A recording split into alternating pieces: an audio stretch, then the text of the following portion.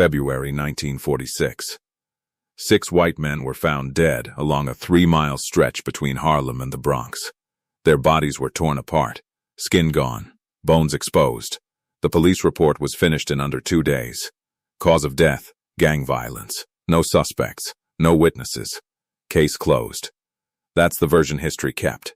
What it didn't mention was how deliberate it all was. How slow, how public. How every mile was meant to be remembered. 3 days earlier, a man named William Big Willie Jackson was still alive. A Bronze Star veteran, a Purple Heart recipient, a soldier who had charged a German machine gun nest in Italy and walked out with 17 American lives still breathing behind him. In Harlem, he wasn't a hero. He was just Bumpy Johnson's bodyguard. Willie had saved Bumpy's life 3 times in 3 months. Took bullets meant for him. Stepped into danger without hesitation. He believed loyalty meant something. He believed protection went both ways. 6 men proved him wrong. They dragged him behind a pickup truck for 3 miles through Manhattan streets. The same way it had been done in the South. Same rope. Same cruelty. Only this time it happened in Harlem, in 1946. To a war hero. When Willie died, the system shrugged. The NIP labeled him a gang affiliate and buried the truth inside a file stamped "Do Not Pursue." To them, he was disposable. Another body. Another statistic.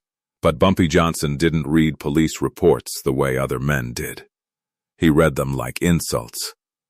Because to Bumpy, Willie wasn't a case number. He wasn't collateral. He was family. And family didn't get dragged through the streets without consequences. The city thought it was over. It wasn't. What followed didn't just avenge one man. It rewrote the rules of Harlem for the next 20 years. And it started the moment Bumpy Johnson decided that if the law refused to deliver justice, Harlem would do it itself. Red Hook, Brooklyn. 1941. The docks smelled like salt, oil, and sweat. Men worked until their hands split open, then wrapped them in cloth and kept going. Black men were paid less, spoken to less, protected never. William Jackson was 23 years old, 6'2", built from years of cotton fields and shipyard labor. He carried himself quietly, the way men do when they've learned attention brings trouble. 6 days a week, he loaded cargo for $3 and change, breaking his back for employers who never learned his name. One winter night, after the whistles blew and the docks emptied, Willie took a shortcut through an alley behind the warehouses. That's where they were waiting. 5 white dock workers. Drunk. Angry. Knives already out. They told him he was taking work that didn't belong to him. Told him he needed to be taught his place. The first punch came before he could answer. Willie fought back. Hard. Years of survival had taught him how. He dropped 2 of them before steel flashed in the dark. 3 knives. No witnesses. No way out. That's when footsteps echoed at the mouth of the alley. Ellsworth Bumpy Johnson was walking home. Bumpy didn't know Willie, didn't owe him anything. But he saw what mattered. 5 white men armed with knives. 1 black dock worker bleeding and cornered. That was enough. Bumpy pulled his .45 and fired twice into the air. The sound snapped the night in half. This man works for me now. No shouting. No threats. Just certainty. The men looked at Bumpy's face and understood something without it being explained. Pride drained out of them. They ran. Willie stood there breathing hard, blood running down his arm. He said he didn't work for Bumpy. Bumpy told him the truth. They'd be back tomorrow. With more men. With more knives. And next time, nobody would interrupt. Then he gave Willie a choice. Stay alone and die quietly, or stand with him and never be touched again. Willie thought for 3 seconds. What kind of work? The kind where men like them don't put hands on you ever again. Willie had heard promises before. From bosses. From cops. From a country that wrote equality on paper and erased it in practice. But Bumpy's voice didn't beg. Didn't sell. It stated. That's how it started. Not with loyalty, with survival. Willie didn't ask questions that night. He followed Bumpy because men who survive learn when not to talk. They walked out of Red Hook together, two silhouettes under broken streetlights. Nothing said that needed saying. The work started simple. Errands. Deliveries. Watching doors. Learning who belonged where and who didn't. Harlem moved on rules the city pretended not to see, and Bumpy Johnson enforced those rules with precision. He paid on time. He protected his own. And once you were under his name, you stayed under it. Then December came. Pearl Harbor changed everything. America went to war. Draft notices followed soon after. Willie's arrived folded and official, telling him where to stand and when to die. Bumpy could have fixed it. He had the money. The pull. One phone call and Willie would have stayed in Harlem. Willie said no. He wanted to fight. Wanted to come back with proof pinned to his chest that he was as good as any man breathing. Wanted to force a country to see him the way it never had. Bumpy didn't argue. He understood that hunger, that need to matter. Before Willie left, Bumpy made him a promise. No paper, no witnesses, just a word. You come back alive, you work for me, full time, my protection. Nobody ever touches you again. Willie asked why. Because Harlem needed men like him. Because America didn't deserve them. Willie shipped out weeks later wearing a uniform that didn't make him equal, only expendable. An all-black unit led by white officers who treated bravery like a resource to be used up. He learned fast. Learned how to move under fire. Learned how to watch hands and windows. Learned how to survive when nobody planned on you doing so. While Willie fought overseas, Harlem stayed the same. Same cops. Same streets. Same rules.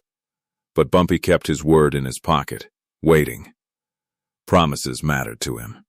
Years later, when Willie came back carrying scars and medals the country refused to respect, that promise would be the only thing standing between him and disappearing completely. And Bumpy Johnson never forgot a debt. Italy. 1944. The war didn't look like the posters. No glory, no speeches, just mud, smoke, and men screaming for medics who couldn't reach them. Willie Jackson was assigned to the 92nd Infantry Division. The Buffalo Soldiers. All black. Commanded by white officers who made it clear, these men were replaceable. They were sent first. Pulled back last. Given orders that sounded a lot like suicide and called it duty. By March, they reached the Gothic Line. German defenses cut through the mountains like steel. Machine gun nests controlled every approach. Mortars landed with precision. Entire units stalled and bled in open ground. One morning, Willie's company was pinned down. No cover. 7 men wounded and crying out. The officer in charge was already dead. Radios silent. No orders coming. Willie wasn't in command. He was just a corporal. That didn't matter. He grabbed a Browning automatic rifle and stood up into gunfire. Bullets tore through the air around him, snapping past his head, punching dirt at his feet. He ran anyway. Closed distance where sane men stayed frozen. Used broken stone for cover. Flanked left. Moved without hesitation. 4 German soldiers. 1 machine gun. Willie killed all 4. 3 with the rifle. 1 with his hands when the weapon jammed. 17 American soldiers lived because one man decided waiting was worse than dying. They pinned a bronze star to his chest, gave him a Purple Heart for the shrapnel buried in his shoulder. A white general shook his hand, and still wouldn't let him eat in the same mess hall. That was the lesson the war taught him. Courage didn't buy respect. Sacrifice didn't buy equality. Medals didn't change who the country thought you were. When Willie boarded the ship home in late 1945, he believed things might be different anyway. He believed surviving Europe meant something. He was wrong. But the war gave him something Harlem would recognize later. Discipline. Awareness. The instinct to move before danger finished deciding what it wanted. The war didn't make Willie a hero. It made him ready. Willie came home wearing his uniform. Medals polished, boots clean. He stepped off the ship believing the war had changed something. Believing survival counted. The city corrected him fast. A woman screamed when he sat beside her on a bus. The driver stopped and threw him off like cargo. A diner downtown refused to serve him, said they didn't cater to his kind. 3 policemen beat him in Times Square for looking the wrong direction at the wrong person. By December, Willie was sleeping in an alley behind Small's Paradise.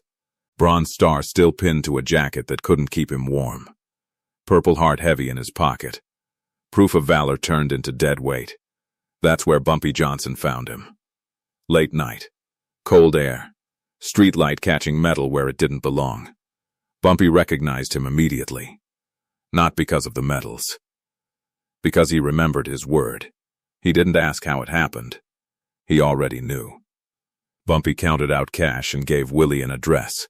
A boarding house on 139th Street. 3 months paid. No charity, just correction. You start tomorrow, Bumpy said. 6 p.m. You're with me now. Willie tried to refuse. Pride still alive. Bumpy cut it off. I promised you in 42. My word doesn't expire. Willie took the money with shaking hands. Not from weakness. From finally being seen. That night ended something in him. The belief that America would ever return what he'd given. And it started something else. Loyalty not to a flag, but to a man who meant what he said. From that moment on, Willie Jackson didn't sleep in alleys anymore. He stood 3 feet behind Bumpy Johnson. And he watched everything. The first time wasn't dramatic. No guns. No shouting. Just a man stepping too close. It was outside a numbers house on Lenox Avenue. Bumpy was mid-sentence, laughing, relaxed. Willie saw the twitch before anyone else. A hand dipping inside a coat. Wrong angle. Wrong timing. Willie moved without thinking. He shifted 1 step. Shoulder first. The man stumbled. A pistol clattered onto the pavement. Silence swallowed the block. Bumpy didn't turn around. Didn't need to. He just smiled and kept talking. Willie picked the gun up, unloaded it, and handed it back like it was lost property. That ain't your day, he said. The second time came months later. A sit-down. Smoke thick enough to choke truth out of the room. Italians on one side. Harlem on the other. Smiles sharp as razors. Everybody agreed. Nobody meant it. Willie stood behind Bumpy. Quiet. Eyes moving. Counting exits. He noticed the waiter's hands shaking. Not fear. Nerves. Professional nerves. The tray tilted. A glass fell. Shattered. Willie drew and fired in the same motion. 1 shot. Shoulder. Clean. The waiter screamed. A second gun slid from his sleeve. Deal over. Ambush dead. Bumpy stood up slowly, buttoned his coat, and walked out without raising his voice. Outside, he finally looked at Willie. You saved my life. Willie shook his head. Just paying rent. The third time never made the papers. It was raining. Harlem slick and quiet. Bumpy's car slowed at a red light that shouldn't have been red that long. Willie smelled it. Gasoline. Fresh. He kicked the door open and dragged Bumpy out just as the engine block exploded. Fire climbed the night like it was alive. They hit the ground hard. Bumpy's hat rolled into the gutter. For the first time, Bumpy Johnson looked shaken. He stared at Willie, rain washing ash off both of them. 3 times, Bumpy said. That's more than loyalty. Willie didn't answer, because by then it wasn't about debt. It was about ownership, and someone had just tried to collect. February didn't ease in. It kicked the door open. The cold that night wasn't normal. It had teeth. Wind cut through coats, through bone, through excuses. Harlem pulled inward. Storefronts dimmed early. Street corners emptied faster than usual. Willie walked alone. No car, no backup. He liked to feel the street under his boots. Liked to hear what the night was whispering before it started screaming. He never made it home. 6 men came from nowhere and everywhere at once. Not kids. Not amateurs. They moved with purpose like they'd rehearsed it in their heads 100 times. A fist. A bottle. A club. Willie fought. Anyone who says he didn't is lying. 2 of them went down hard. One screamed when his knee bent the wrong way. But numbers always win when they don't care about noise. They tied his wrists with rope meant for docks, not people. Thick, rough, the kind that burns before it breaks skin. A pickup truck idled nearby, engine low, patient. Someone spat a word Harlem hadn't heard spoken out loud in years. Then they tied the rope to the bumper. 3 miles. They didn't rush it. Steel scraped pavement. Sparks jumped. Willie's coat shredded first, then skin, then pride. He didn't beg, didn't cry out. Witnesses later said he tried to push himself up even when there was nothing left to push with. Windows stayed dark. Doors stayed closed. By the time the truck stopped, the rope was red and heavy. They left him there like trash the city forgot to collect. By morning, the papers called it gang violence. Nipped wrapped it in a bow and buried it in 48 hours. But Harlem knew. Something had crossed a line that night. Something southern. Something old. Something that wasn't supposed to survive north of the Mason-Dixon. By noon, the streets were quiet in a way that scared even the cops. Because when Harlem goes silent, it's not mourning, it's waiting. All right. The morgue smelled like bleach and metal and lies. Bumpy didn't rush. He never did when things mattered. His coat was buttoned. Hat low. Face calm enough to fool men who didn't know him. The attendant did. Hands shook as he pulled the drawer. Steel slid back. That was all it took. Bumpy didn't blink. Didn't flinch. But something behind his eyes shut tight and stayed that way. Willie didn't look like a bodyguard anymore. Didn't look like a soldier. He looked like evidence someone forgot to destroy properly. Rope burns still wrapped his wrists. Deep. Angry. Telling the whole story without a single word. 3 miles, Bumpy thought. He reached out, just once. Touched Willie's hand. Cold. Still strong somehow. Like it hadn't accepted the news yet. 17 soldiers, in Italy. 3 bullets, meant for him. And this is how they left you. The attendant cleared his throat. Started to say something about paperwork. About how the police ruled it quick. About how these things happen. Bumpy raised one finger. Silence came back fast. He leaned closer to Willie's face. His voice stayed low, steady, almost gentle. I see what they did. No anger yet. That would come later. This was inventory. This was memory. This was the part where Bumpy Johnson locked every detail away so nothing would be wasted. He straightened his coat, adjusted his hat. Before leaving, he said one last thing, quiet enough that only the dead could hear it. They used rope. That was all. Outside, Harlem moved like normal. Kids running, men laughing, cabs honking. But something had already shifted. Because when Bumpy Johnson walked out of the morgue, the rules walked out with him. And they weren't coming back. Bumpy didn't make speeches. He made lists. Names came first. Then faces. Then habits. Where they drank. Where they got loud. Where they thought they were invisible. Harlem talks. It always has. And after what happened to Willie, it talked fast. Too fast for 6 men who thought the cold and the dark would protect them. Murphy's Tavern went quiet the night Bumpy walked in. Not silent, respectful. He didn't touch a drink, didn't sit. Just looked around until the right eyes dropped first. The pickup was found 2 blocks away by morning. Cleaned, repainted, like it had something to forget. The men were taken one by one. No chaos. No witnesses who remembered anything useful. Just doors opening when they shouldn't have, and footsteps that didn't echo back. There were no guns. Guns are quick. This wasn't about quick. Rope was stacked neatly on a table.